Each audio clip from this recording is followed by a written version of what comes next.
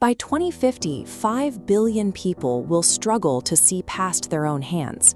For 1 billion of them, the condition is severe, a direct path to the permanent loss of sight. To find the epicenter of this rapid decline, we have to look at East Asia. In countries like South Korea, Singapore, China, and Japan, up to 90% of adolescents and young adults are now myopic. Nearly an entire generation requires corrective lenses to function. A shift this massive, occurring in just 2 generations, breaks the rules of biology. Human DNA does not mutate that quickly. While a genetic predisposition exists, genes alone cannot explain an explosion of this scale. The obvious suspect is the smartphone, but the timeline says otherwise. The rapid rise in visual deficiency in these countries began decades before the digital era. Screen time is a modern aggravating factor, but it didn't start the fire.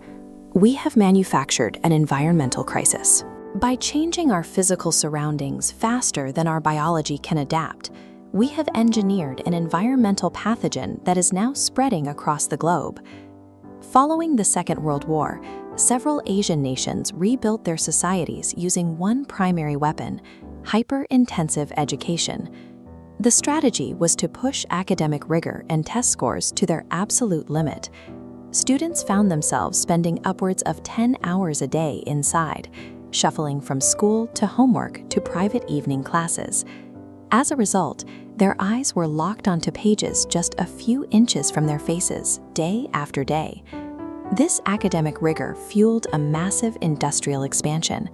Within 2 generations, Japan and South Korea dominated the global export markets for automobiles and consumer electronics.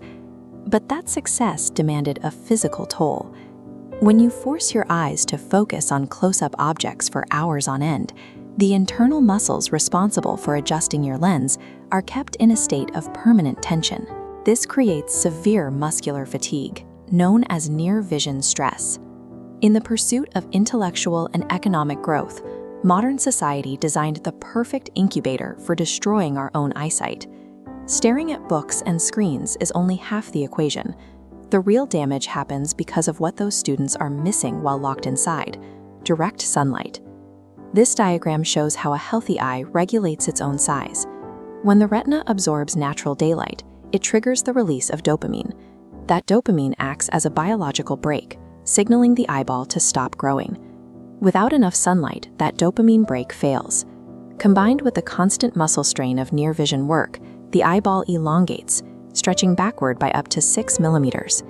Because the eye is now too long, light focuses in front of the retina, leaving the brain with a blurry image.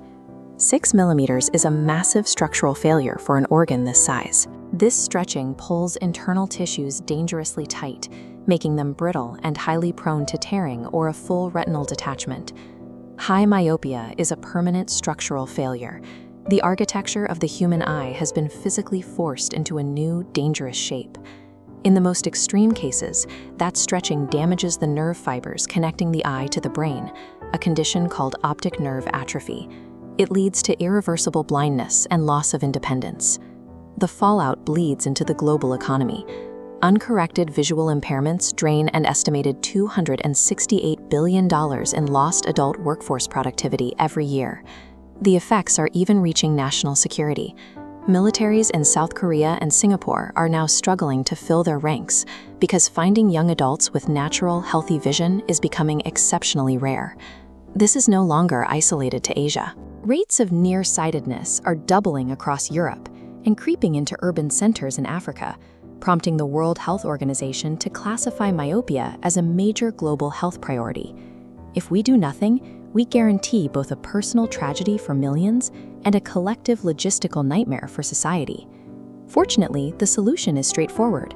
Studies in Taiwan have proven that adding 2 hours of mandatory outdoor activity to a child's daily routine can cut the onset of myopia by half. Sunlight is the most effective medicine we have. We must also relieve the physical strain on the eye muscles.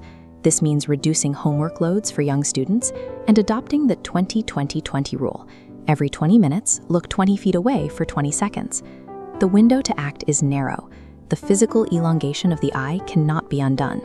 If intervention doesn't happen before a child reaches the age of 10, they are likely to face lifelong severe myopia. We are engineering our own blindness through our built environments. To save the next generation's sight, we have to look up from the page, step outside, and give our eyes back to the natural horizon.